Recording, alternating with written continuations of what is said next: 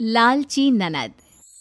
कहानी एक ऐसे परिवार की है जहां रंजू अपने पति संजय और बेटी सृष्टि और बेटे आकाश के साथ रहा करती थी। रंजू बेटी को बहुत प्यार करती थी।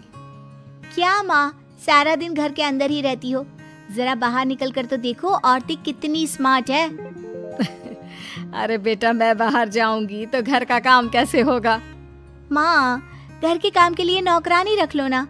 और हाँ, पापा से पैसे लेकर पार्लर में चलते हैं, वहाँ आपका मेकओवर करवाती हूँ।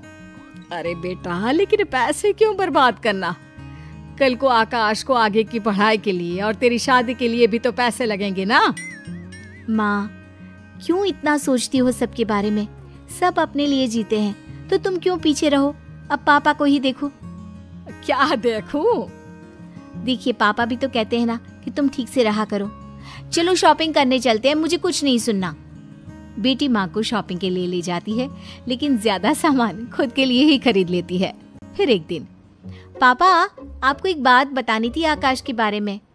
वो कल ना गली के आवारा लड़कों के साथ खेल रहा था। मैंने उसे बहुत समझाया कि पापा इतनी मेहनत करते, तुम ऐसा क्यों करते हो? हाँ बेटा, वो कुछ बन जाए, तुम्हारी शादी हो जाए तो समझूंगा जिंदगी सफल। पापा, आपकी तो जिंदगी सफल ही है, और भाई की भी। शहर के सबसे महंगे एरिया में आपका घर है, जो बाद में भाई का हो जाएगा। आपको क्या दिक्कत है पापा? अरे बेटा, घर की ईंट थोड़ी ना खाएंगे, कम से कम बेटा कुछ कमाने लायक तो बन जाए। एक रोज, माँ, पिताजी, मैं आप लोगों को किसी से मिलवाने लाई हूँ। ये मयंक है, मैं इससे शादी करना चाहती हूँ। पर पापा, ये ना अभी सेटल नहीं है। सृष्टि, अभी कैसे तुम्हारी शादी करवा दे? अभी तो तुम्हारी पढ़ाई खत्म हुई है, कुछ काम कर लो, करियर बनाओ कुछ। देखो, मैं ऐसे शादी नहीं करवा सकता। कोई भी शादी के लिए नहीं मानता, तो एक दिन सृष्टि मयंक के साथ भाग जाती है, जिसके दुख में उसके पिता की मृत्यु हो जाती है। माँ, संभाल अपने आप को, कुछ खा ले, सारा दिन रोती रहती है। बेटा, तेरे पापा के बिना कैसे रहूंगी? और फिर तू भी तो कोई काम नहीं करता, कैसे चलेगा हम लोगों का घर? अब तू चिंता न कर माँ, मैं कोई ना कोई काम जरूर करूँगा।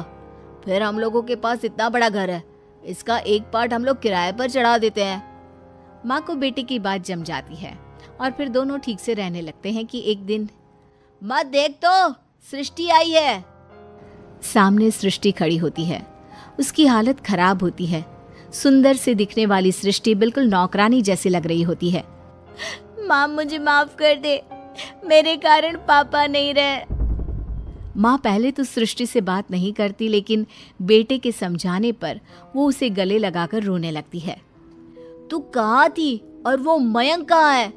वो घर पर है, वो कोई काम नहीं करता तो नौकरी भी मैं ही करती हूँ। पापा के बारे में कल ही पता चला तो रहा नहीं गया। माँ, कोई बात नहीं बेटा, किस्मत का लिखा कौन बदल सकता है। सृष्टि अब आए दिन माँ के पास रहती और उसके कान भरती। क्या माँ, तू भाई की शादी करा देना किसी पैसे वाले घर में। उसको जो दहेज मिलेगा उससे एक और घर खरीद ले। ये घर बेचकर अपने पास पैसे रख, कल को बहू आ जाएगी तो पैसे पैसे के लिए तरस ना जाए तू। अरे नहीं नहीं, आकाश मेरा ख्याल रखता है, वो ऐसा नहीं करेगा। माँ, बीवी के आने के बाद ना सब बदल जाते हैं, बाकी तेरी मर्जी। पर कहते हैं ना, रोज रोज एक ही बात को कान में डाला जाए तो वो एक दिन सच हो ही जाती है। देख आकाश, तेरी शादी हो चुकी है, तू ना अब अपनी बीवी को लेकर अलग हो जा। माँ, कैसी बात कर रही हो? मेरी कमाई इतनी है नहीं कि मैं कोई अच्छा मकान ले सकूं। अरे तो जाकर किसी झोपड़पट्टी में रह ले, लेकिन निकल यहाँ से। माँ के कहने पर आकाश अपनी बीवी के साथ अलग चला जाता है। उसके जाने के बाद सृष्टि माँ के पास आती है। माँ, ये है ठाकुर जी, वो इस घर की अच्छी कीमत देने को तैयार हो गए हैं, ये ले पैसे। बेटी घर बिकवा देती है। घर बिक जाने के बाद, कल इस घर को खाली करना है, लेकिन सोच रही हूँ कि जाऊंगी कहाँ। कहाँ का क्या मतलब होता है माँ? मेरे साथ मेरे घर, वो घर भी तो तेरा ही है ना। और फिर सृष्टि माँ को लेकर अपने घर आ जाती है। रात को, मयंक, अब तो हम लोगों के अच्छे दिन शुरू हो रहे हैं। माँ के पास बहुत सारा पैसा है, हम रोज अपने सारे शौक पूरे करेंगे। अगले रोज, माँ वो किराए के मकान का किराया देना बड़ा मुश्किल हो रहा है। सोच रही हूँ अपना एक मकान ले लूँ। डाउन पेमेंट दे देती तो ईएमआई तो मैं देती रहूंगी जैसे किराया दे रही हूँ। हाँ हाँ, ले ले बेटा, अब जो है तुम लोगों का ही तो है। वैसे मैं कुछ दिनों के लिए ना आकाश के पास जाने का सोच रही थी, बहुत याद आती है उसकी। क्या माँ पागल हो गई हो? लाचार बना देंगे वो लोग तुमको, भिखारी की तरह रास्ते में छोड़ देंगे। नहीं माँ, तू नहीं जाएगी। सृष्टि माँ को भाई के पास जाने ही नहीं देती और किसी न किसी बहाने से उससे पैसे लेती रहती है। माँ वो कार खरीदनी है, जरा पैसे मिल जाते तो। अरे बेटा, अब तो सारे पैसे खत्म हो गए हैं, थोड़े पैसे हैं वो तो मेरे पास रहने चाहिए ना। अरे तो मैं हूं ना माँ, तेरे रहने खाने पीने सबका जिम्मा तो मैंने ले रखा है, अब उसी का बिल समझ कर ही दे दे पैसे। माँ क्या करती, सारे पैसे बेटी को देकर खाली हो जाती है। फिर एक रोज, अरे माँ क्या हो गया, आज सोकर नहीं उठी, नाश्ता भी नहीं बनाया, और ये इतनी खांसी क्यों आ रही है तुझे? पता नहीं बेटा, कल तो खांसी से खून भी आया था, डॉक्टर को दिखा देना जरा। खून? माँ मुंह से खून आना सही नहीं है, मैं एक काम करती हूँ, मयंक से बात करती हूँ। शाम को सृष्टि पति से बात करती है। अरे ये तो खतरनाक बीमारी के लक्षण है सृष्टि, माँ के इलाज में तो बहुत सारे पैसे लग जाएंगे। अब अरे लगने दो ना पैसे, वो पैसे लगाएगा इनका बेटा, मैं कल ही माँ को भाई के पास छोड़ाऊंगी। अगले दिन, माँ तुझे आकाश की याद आ रही थी ना, चल मैं तुझे ले चलती हूँ। हाँ बेटा, पता नहीं जिंदगी कितनी है, कुछ दिन उसके साथ भी रह लूं। बेटी माँ को लेकर भाई के घर जाती है, लेकिन वहाँ पर भाभी कहती है, वाह दीदी, जब तक माँ के पास पैसे थे अपने पास रखा, घर बिकवा दिया, सारा पैसा ले लिया।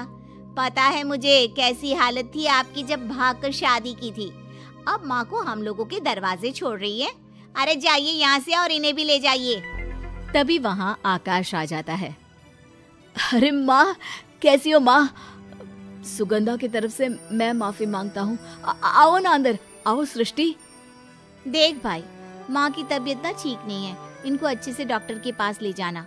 और हाँ, माँ को कुछ होना नहीं चाहिए, मेरी नजर रहेगी तुझ पर। वाह जी वाह, अब नजर रखोगी। अरे इतनी चिंता है तो साथ ले जाओ ना। तभी आकाश बीवी को जोर से डांटता है, ये माँ है मेरी, तुम्हारी हिम्मत कैसे हुई माँ और बहन से ऐसे बात करने की? माँ की आंखों से पानी आ जाता है। जिस लड़की ने अपने आगे अपने पिता की इज्जत को भी नहीं रखा और चालाकी से अपना मायका खत्म करने की कोशिश की, ऐसी लड़की के कारण मैंने अपना इतना अच्छा बेटा छोड़ा।